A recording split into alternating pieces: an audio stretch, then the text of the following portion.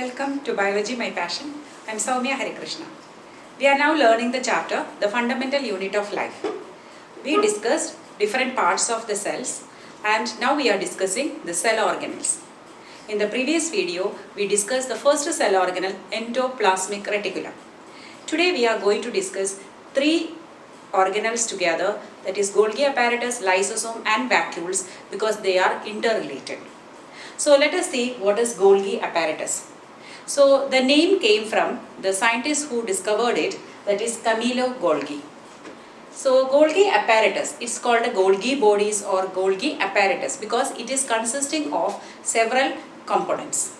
So mainly we will see parallelly arranged sac-like structures. So though we are drawing like this, they are like bags, okay, half bags you can say. You know, when you are opening the flap of your bag, how it is inside. The same way, without that flap, 3, 4 are arranged parallel to each other. We call it as cisterns or cisternae in Latin. Cisterns is the plural. Okay, so these cisterns are like bag-like structures and they have certain other sac-like structures near them, and that they are called vesicles. They are single membrane bound structures. So actually these are all getting detached from this main bag-like structure called as cisterns. So Golgi apparatus usually we see associated with endoplasmic reticulum. We already learned two types of endoplasmic reticulum. Near them you will find Golgi apparatus also because their functions are correlated. We learned so many biochemical reactions are taking place on the surface of endoplasmic reticulum, including protein synthesis in the ribosome, right? These proteins manufactured are used for various purposes in the body. Some will become hormones, some will become enzymes, some will be used for membrane process, or some are acting as a carrier proteins, or some are acting as signaling proteins, or some will be building blocks. So various functions are there. So for different functions, these proteins have to be modified. So those parts, that is modification part is happening, storage, everything happening in the Golgi apparatus. So to understand this better, we can consider like a factory. You imagine a factory where a pickle is made. So we know the raw materials are there. Every factory has a ground where the initial or the product synthesis is happening, manufacturing is happening. So in the manufacturing unit, what will you see? A lot of people will be there. A group of people will be cutting the vegetables needed or whatever is needed for making the pickle. And there will be other people making the other ingredients like chili powder or everything what is needed. They know the recipe well. So they mix everything and they send it to the next section for packaging. So their duty, the people working in the packaging section, they make it most attractive by changing the shape of the bottle or whatever way they can present it in the best way to catch the attraction of the customers. So they don't know about the manufacturing part. They are filling it up in the jars. But along with that, what do? They will be adding preservatives to keep it for a long time. So usually vinegar, oil, all these things are being added. So modification is happening there. Storaging is happening there, right? Packaging is happening there. And then it will be sent to the next section. That is the dispatch section. From there, that will be taken to different destinations, different supermarkets, wherever they could sell it. Now if you compare this, the manufacturing unit or the ground was endoplasmic reticulum, where so many chemicals produced.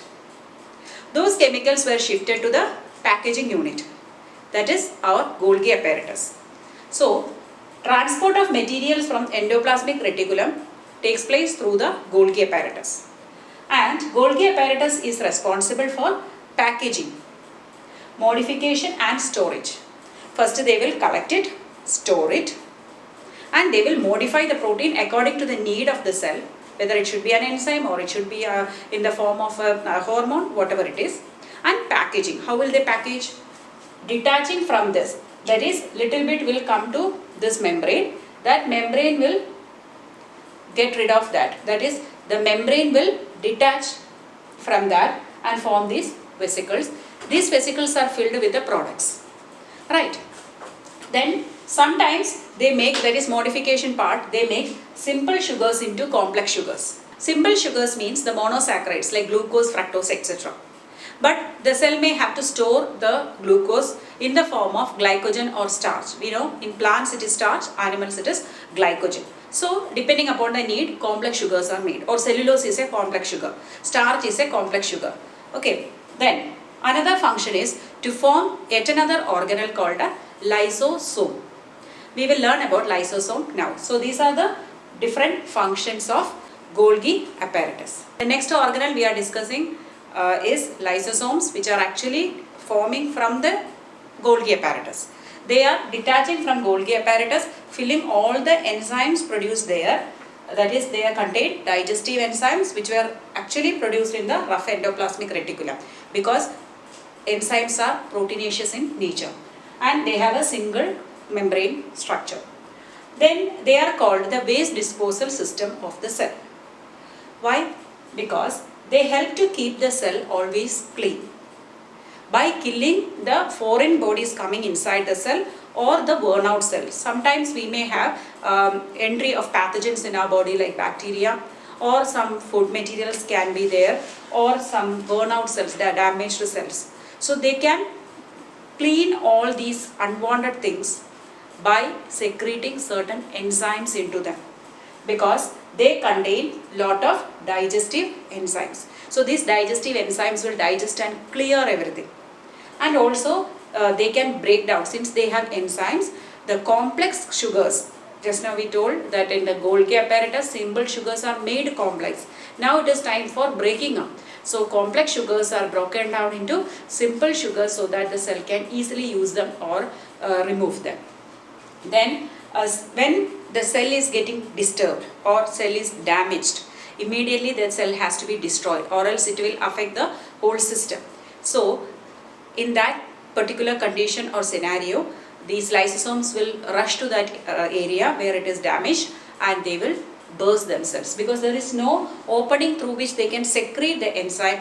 They literally have to break open in order to release those enzymes out, which will clear the surrounding area. So for the purpose of cleaning the cell, these lysosomes are bursting themselves. So they are called suicide bags of the cell. So you can get a question, which organelle is known as the suicide bag of the cell, which is the lysosome. The next organelle we are discussing is vacuole. Vacuoles are also formed from Golgi apparatus. Just like how lysosomes form, these are also getting detached from them, keeping a lot of things inside. Lysosomes contain all digestive enzymes exclusively, but here they contain solid as well as liquid contents of the cell, mainly for storage. Whatever the cell has to store, cell will keep it in this bag. Okay, so the cell's vacuoles may vary in size and shape. In animal cells, if you look at that, you will find a lot of vacuoles, small vacuoles storing things. Whereas when it comes to plant cell, it occupies the entire central region of the plant. Maybe 50% to 90% of the central part of the plant cell is occupied by our vacuoles. As a result, nucleus is pushed to one side. Why do plants need such a big vacuole? Because inside that there is some liquid called a cell sap. That means all the substances to be stored are all just mixed in that kind of liquid. It is just like a consistency of soup, you imagine. Like that, many things are dissolved in it. And why is it important for plant? Plants don't have any skeletal system. So each cell has to support the plant. So if there is a kind of vacuole in the center, and if it is filled with something, the cell will be turgid. Turgid means completely filled. Imagine if you are blowing a balloon. If a little bit air is there, it is not that rigid, but you will make it rigid by filling it maximum with air. Okay, that condition is called a turgidity. So that will give a strength to the plant body and rigidity also to the plant. And what do they store inside? They store certain substances like amino acids. Amino acids are nothing but the simplest form of proteins, because amino acid molecules are joining together to form proteins. Then sugars, different types of sugars. Then organic acids. Organic acids means natural acids like tartaric acid, oxalic acid, malic acid and all found in plants. Whereas you will learn in chemistry about very strong acids like hydrochloric acid, nitric acid, sulfuric acid. They are from the earth crust. These are the organic acids or the natural acids. Then some proteins are also stored there. But when it comes to animals, they have many small vacuoles. But in unicellular organisms like amoeba, they have specialized vacuoles called food vacuoles, in which the food they consume will be there. In the first video, I explained endocytosis. There we learn how the food vacuole is forming.